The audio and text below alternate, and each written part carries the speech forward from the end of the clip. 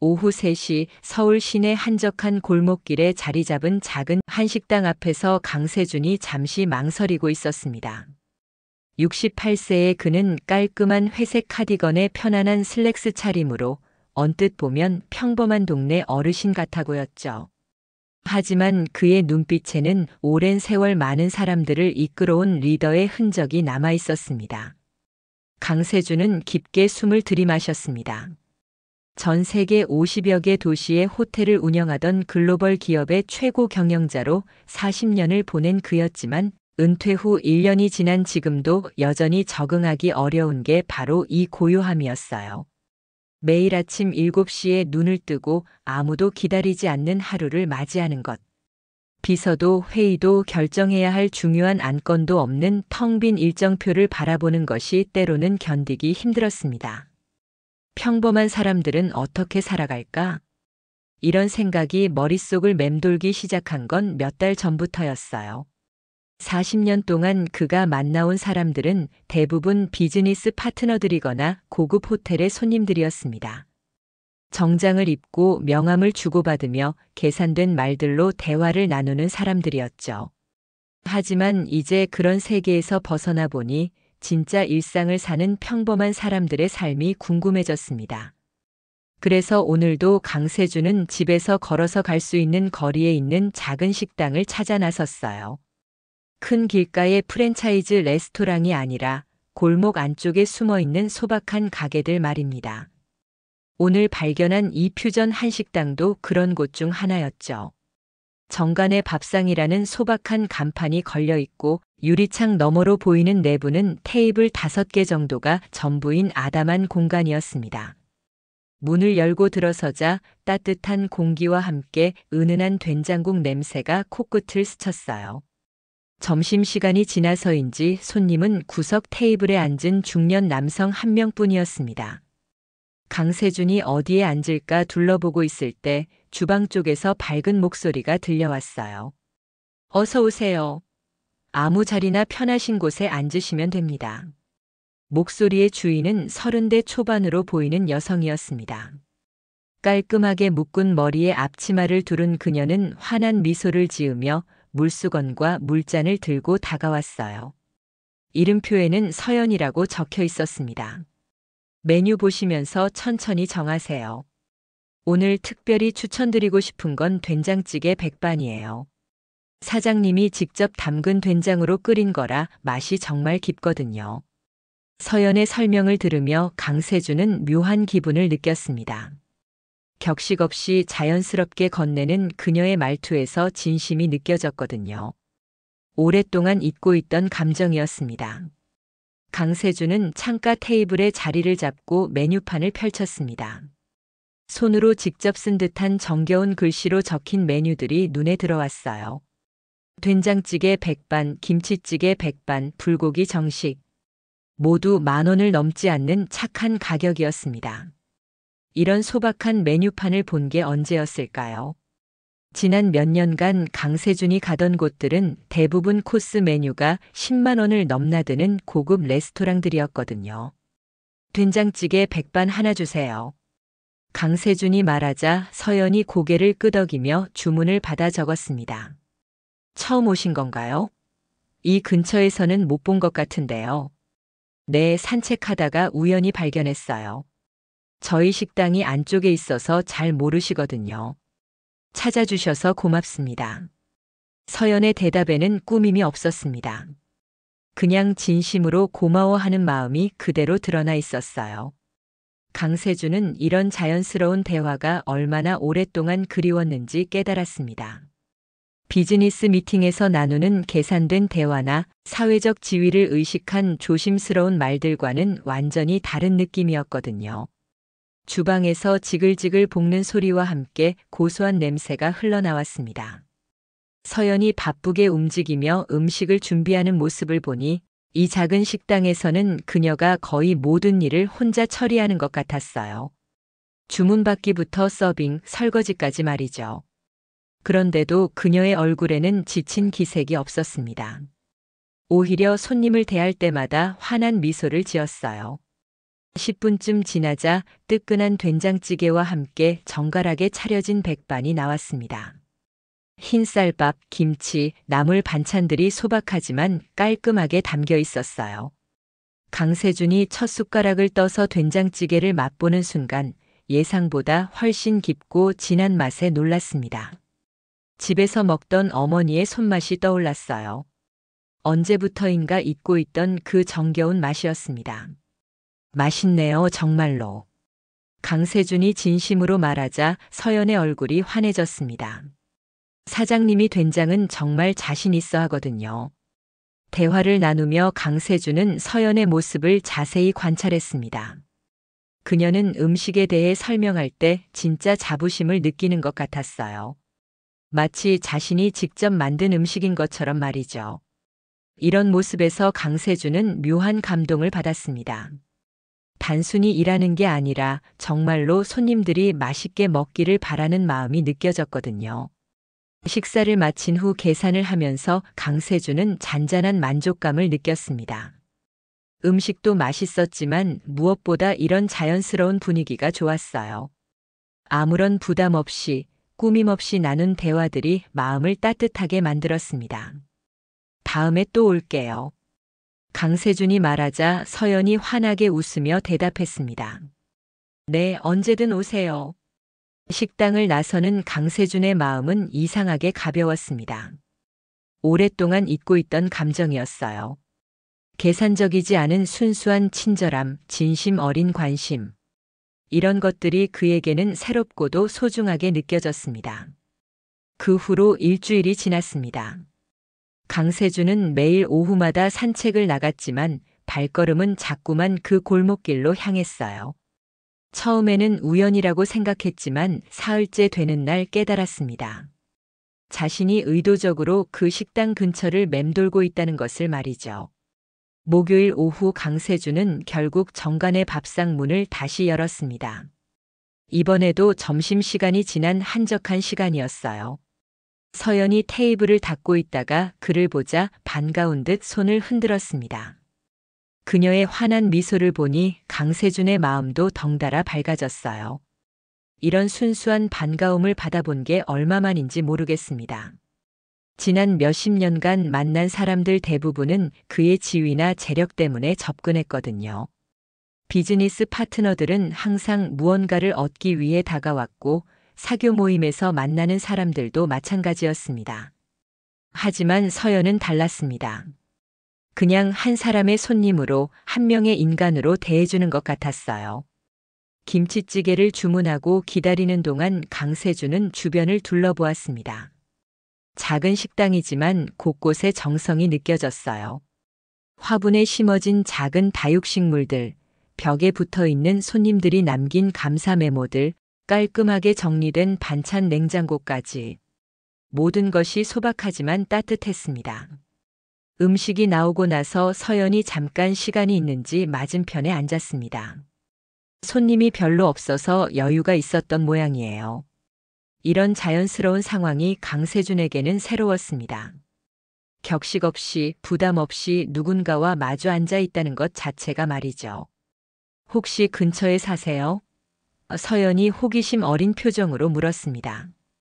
걸어서 15분 정도 거리요. 요즘 산책을 자주 해요. 짧은 대화를 나누는 동안 강세준은 서연에게서 뭔가 다른 것을 느꼈습니다. 표면적으로는 밝고 성실한 식당 직원이었지만 가끔 스치는 표정에서 깊은 생각에 잠긴 모습을 볼 수 있었어요. 마치 다른 곳을 바라보는 듯한 무언가를 그리워하는 듯한 눈빛이었습니다. 여기서 일하는 게 어때요? 강세준이 조심스럽게 물었습니다. 좋아요. 사장님도 괜찮으시고. 다만 가끔 다른 일도 해보고 싶을 때가 있어요. 서연의 목소리에는 미묘한 아쉬움이 담겨 있었습니다. 더 이상 자세히 묻지는 않았지만 강세준은 그녀에게 어떤 사연이 있다는 것을 직감했어요. 젊은 나이에 이런 작은 식당에서 일하고 있다는 것 자체가 그녀만의 이유가 있을 거라는 생각이 들었습니다. 식사를 마치고 일어서면서 강세준은 묘한 아쉬움을 느꼈습니다. 이 조용하고 따뜻한 공간을 떠나고 싶지 않았어요. 집으로 돌아가면 다시 텅 빈 시간들이 기다리고 있을 테니까요. 하지만 너무 오래 머물 수도 없었습니다. 또 올게요. 강세준이 말하자 서연이 환하게 웃으며 손을 흔들었습니다. 집으로 돌아가는 길 강세준은 자신의 마음에 일어난 변화를 느꼈습니다.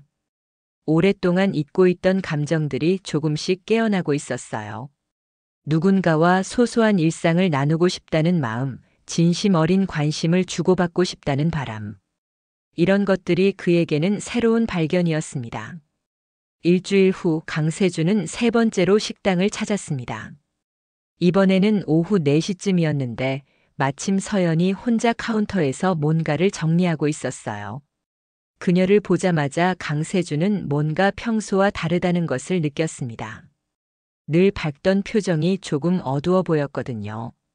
서연이 인사는 했지만 목소리에 힘이 없었습니다.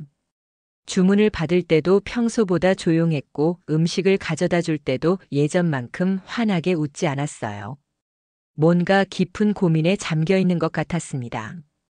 강세준은 조용히 식사를 하면서 서연의 모습을 지켜봤어요.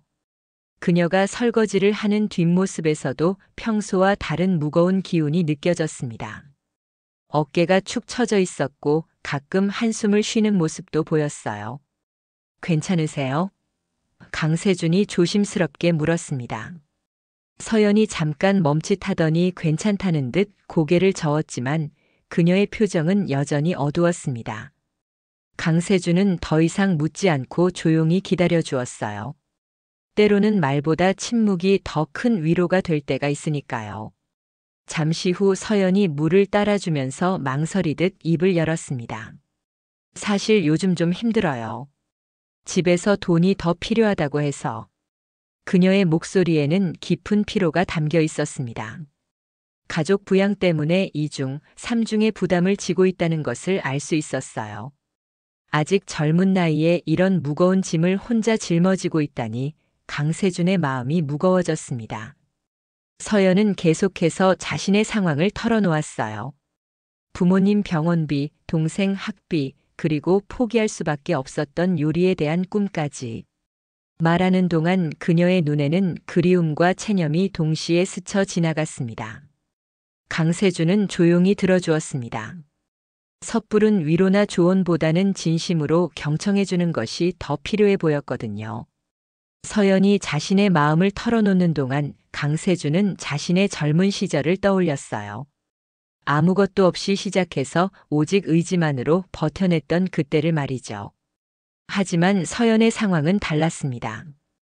그녀는 자신만을 위해 도전할 수 있는 환경이 아니었어요. 가족이라는 책임감이 그녀의 발목을 잡고 있었습니다. 꿈을 좇고 싶어도 현실이 허락하지 않는 상황이었죠. 아직 늦지 않을 수도 있어요.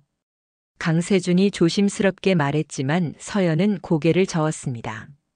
현실과 꿈 사이에서 이미 현실을 택할 수밖에 없다고 결론 지은 듯 했어요. 그날 이후로 강세준의 마음속에는 서연에 대한 걱정이 자리 잡았습니다. 집으로 돌아가서도 그녀의 어두운 표정이 계속 떠올랐어요.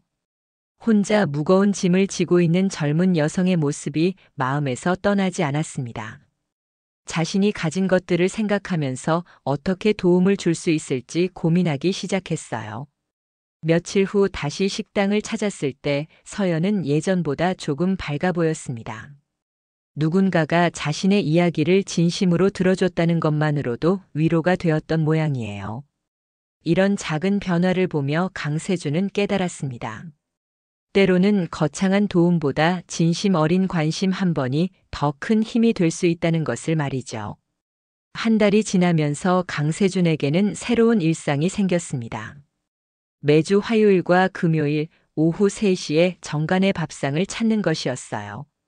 서연도 이제 그의 방문을 자연스럽게 받아들였고 둘 사이에는 묘한 친밀감이 형성되어 있었습니다. 그런데 이번 금요일은 달랐습니다. 평소보다 이른 시간인 오후 2시에 식당에 도착한 강세준은 안에서 들려오는 큰 목소리에 놀랐어요. 유리문 너머로 보니 중년 여성이 서연 앞에서 뭔가를 크게 꾸짖고 있었습니다. 도대체 뭘 하고 있는 거야? 손님이 와도 제대로 응대 못하고 주문도 자꾸 틀리고. 그 여성이 바로 식당 사장인 민소정이었습니다. 강세준은 문 앞에서 망설였어요. 들어가기가 애매한 상황이었거든요. 하지만 서연의 표정을 보니 도저히 그냥 지나칠 수가 없었습니다. 죄송합니다, 사장님. 앞으로 더 주의하겠습니다. 서연이 고개를 숙이며 말했지만 민소정의 화는 쉽게 가라앉지 않았어요. 주의하겠다고? 벌써 몇 번째야. 이런 식으로 일할 거면 다른 데 가서 해. 서연의 어깨가 더욱 움츠러들었습니다. 강세준은 주먹을 꽉 쥐었어요. 40년간 수많은 직원들을 관리해본 그였지만 이런 식으로 사람을 대하는 것은 참을 수 없었습니다. 요즘 장사가 안 되는 것도 내 탓이야. 손님들이 불편해서 안 오는 거라고. 민소정의 말이 점점 심해지자 강세준은 더 이상 참을 수 없었습니다.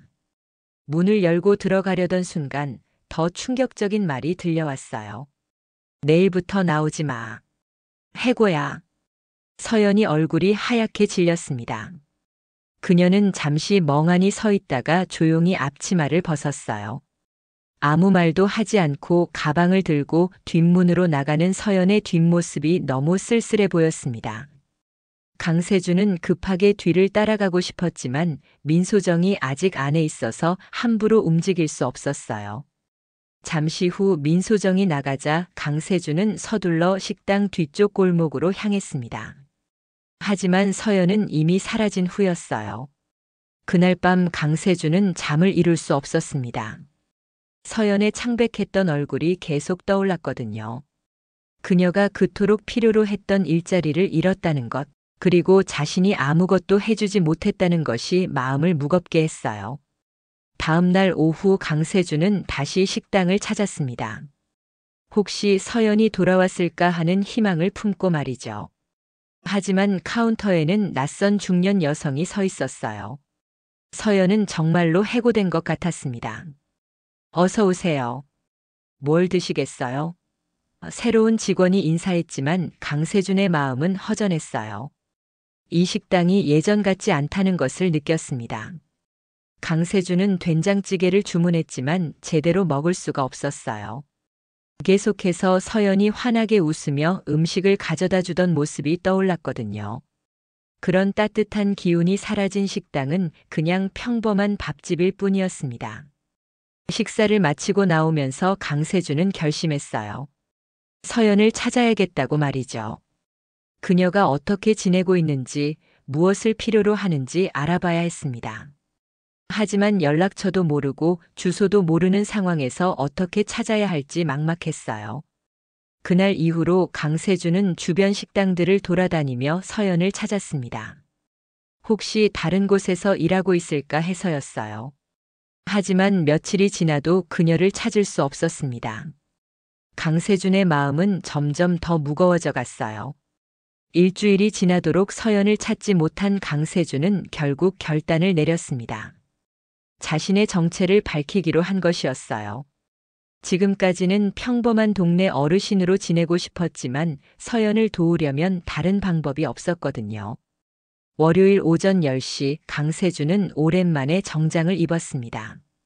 진회색 수트에 넥타이까지 매니 거울 속 모습이 낯설었어요.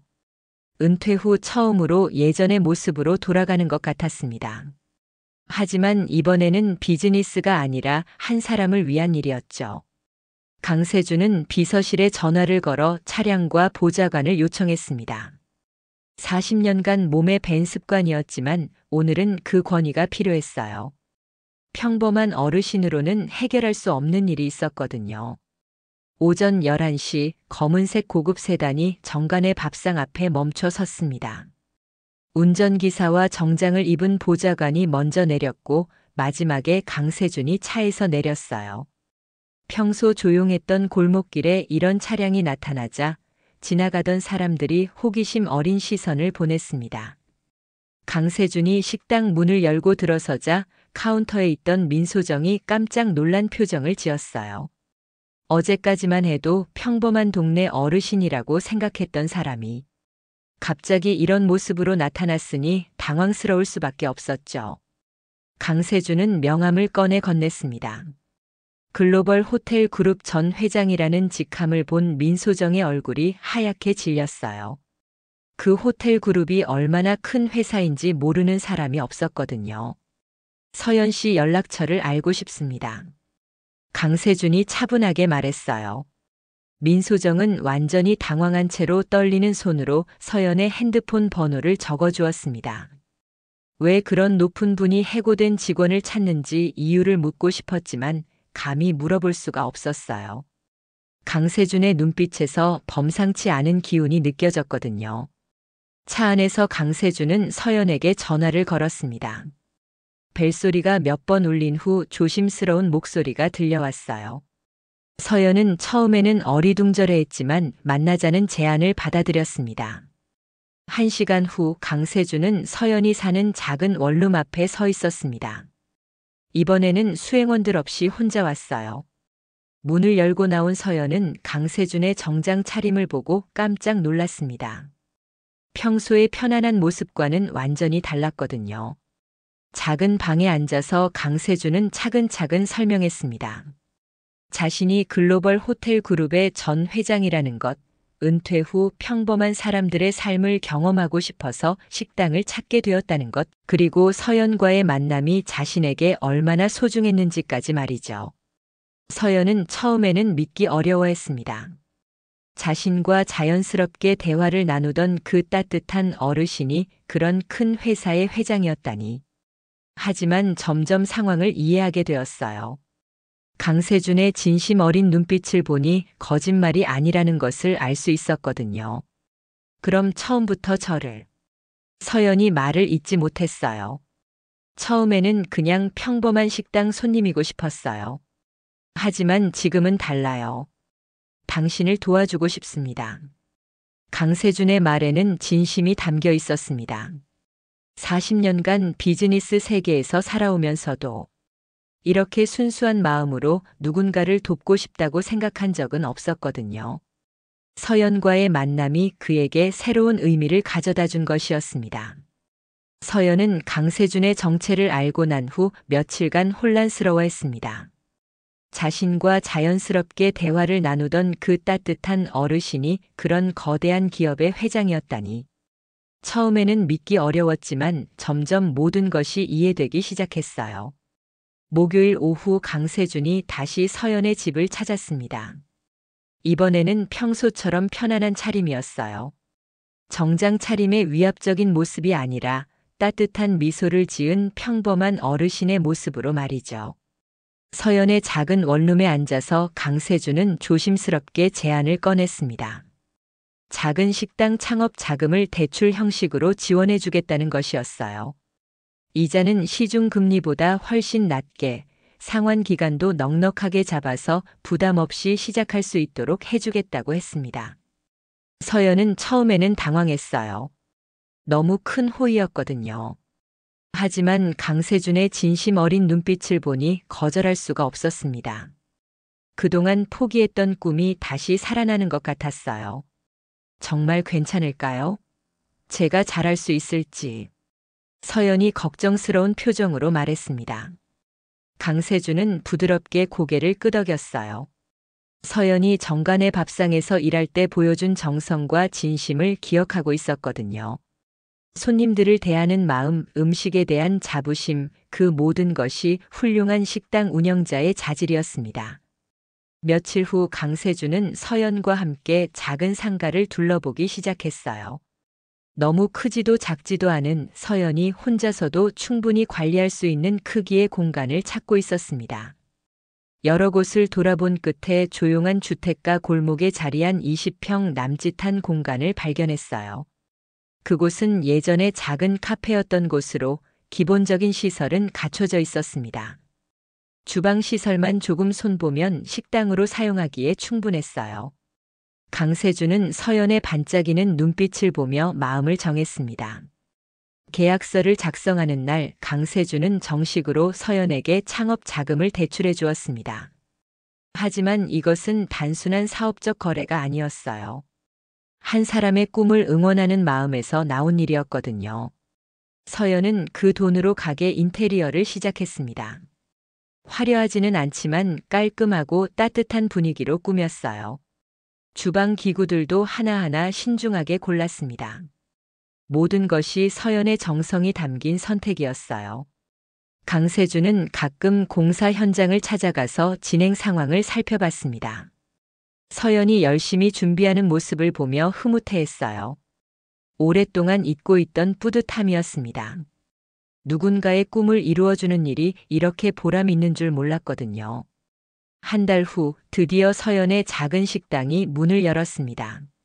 서연이네 밥상이라는 소박한 간판이 걸렸어요.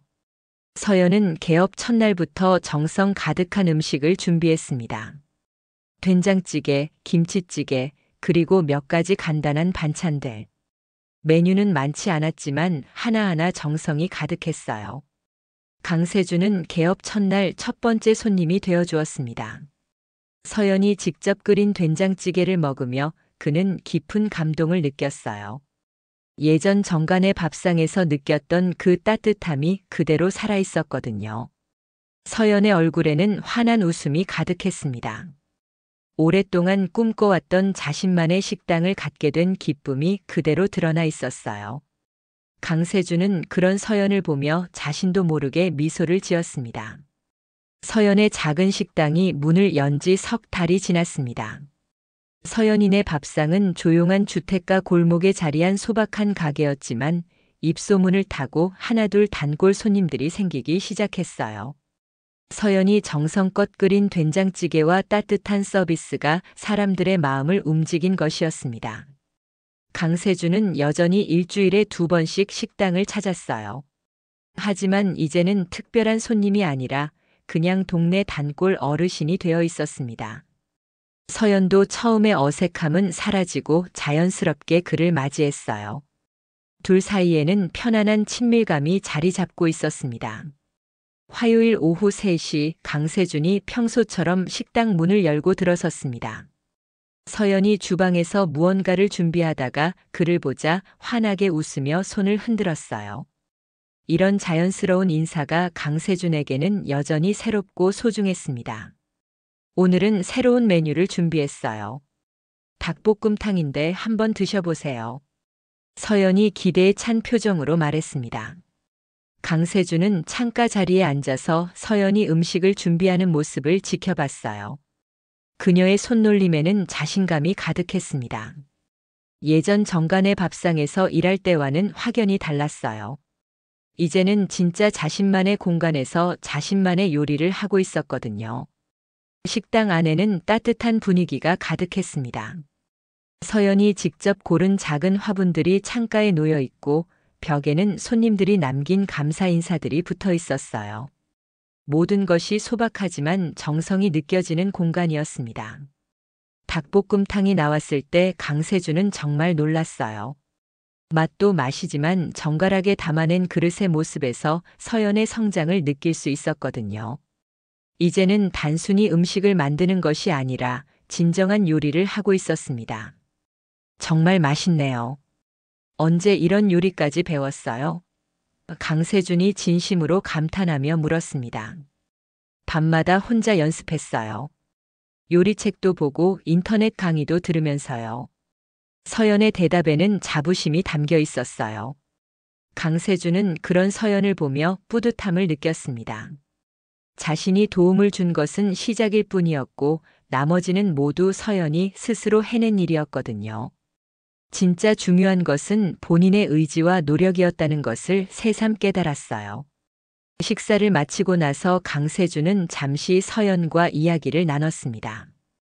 요즘 장사가 어떤지 힘든 일은 없는지 물어봤어요. 서연은 바쁘지만 행복하다고 대답했습니다.